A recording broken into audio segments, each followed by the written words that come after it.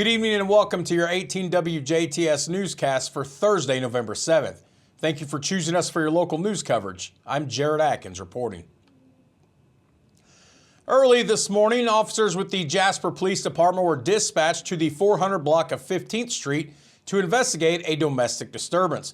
Upon arrival and after investigation, it was determined that 31-year-old Sawyer Schutz had grabbed a household member around the neck before leaving the residence in his vehicle. Officers would later locate Schutz, and he was taken into custody and arrested, charged with the following offenses: domestic battery, strangulation, and intimidation. A Gibson County senior citizen is behind bars for breaking and entering. Earlier this week, Gibson County Deputy Bart Wagner was dispatched to a B&E in the 500 block of East 50 near Francisco, Indiana. Upon arrival, Wagner made contact with the suspect, identified as 66-year-old Judy Herron of Princeton, who was immediately detained as an investigation began. Following the investigation, Herron was arrested and lodged into the Gibson County Jail on charges of residential entry, criminal mischief, and criminal trespassing. The Holland Events Committee recently presented a check to the Holland Volunteer Fire Department, expressing deep gratitude for the firefighters' service to the community. On behalf of the committee, members highlighted their appreciation for the time and personal risks that volunteer firefighters take, often stepping away from their family to ensure the safety of town residents. The committee also acknowledged the fire department's ongoing support during events like the Holland Fest, where firefighters assist in making the event a success for the town year after year. Community members interested in donating to the Holland Volunteer Fire Department are encouraged to reach out to Fire Chief Corey or contact the department via Facebook. The Jasper High School Ambassadors Choir is set to make its Carnegie Hall debut at the prestigious Stern Auditorium on April 12th of 2025. Under the direction of Dr. Pearl Shangwan, the choir will perform Requiem for Living by Dan Forrest, joining other select groups for this notable event. To help fund the trip, the choir will hold a benefit concert on December 7th at 7 p.m. in the Jasper High School Auditorium. Admission is a free will donation with a suggested amount of $20. Featured performers include New York City-based artist Mary Beth Donahoe and special guests. The community is invited to support the choir's journey to Carnegie Hall.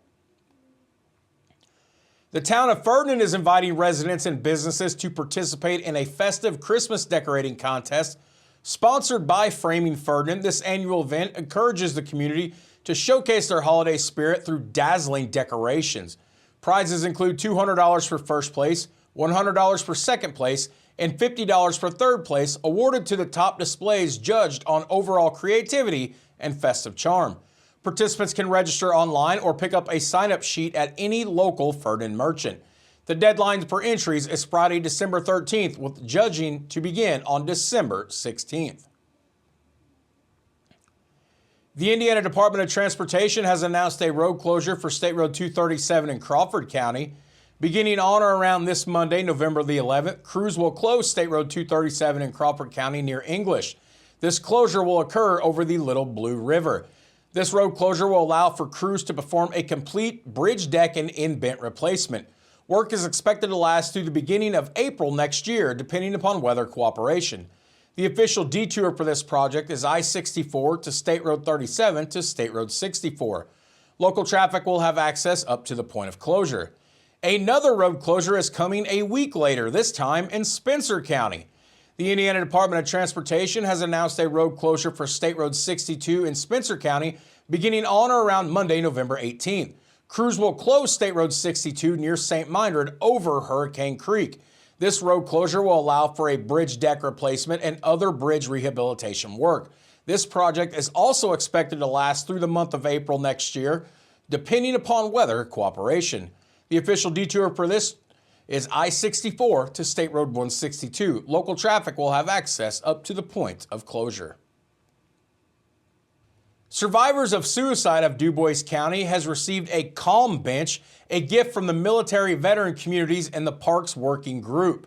This specifically designed bench encourages open conversation and suicide awareness with details about the 988 Suicide Crisis Hotline resources from the Indiana Departments of Veterans Affairs and a plaque for survivors of suicide of DuBois County. The Calm Bench will be presented by survivors of suicide DuBois County President Janet Schnell at the Southridge High School Veterans Day program being held tomorrow, November the 8th, at the Southridge Raider football field. Afterward, it will be placed in Huntingburg City Park to honor veterans and raise mental health awareness.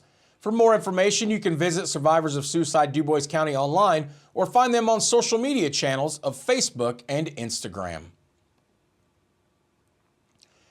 The Jasper Chamber of Commerce has announced they are hosting a coffee and conversations with Jasper Mayor Dean Vonderheide on Thursday, November 21st.